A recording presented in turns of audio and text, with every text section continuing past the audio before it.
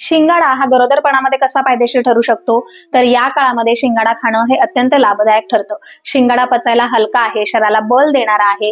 आईच्या धातूंची वाढ शिंगाड्यामुळे चांगल्या पद्धतीनं होते।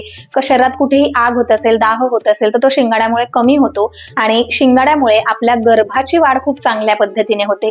गर्भाच्या धातूंचं पोषण खूप चांगल्या पद्धतीने होतं आणि सगळ्यात महत्त्वाचं म्हणजे पहिल्या 3-4 महिन्यामध्ये अबॉर्शनचे चान्सेस जास्त असतात।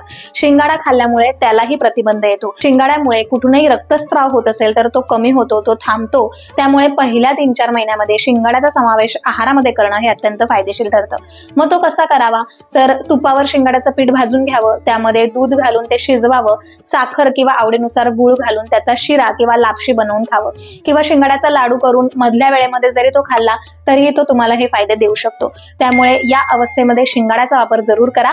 निरोगी रहा, आयुर्वेद अंगीकारा। नमस्कार।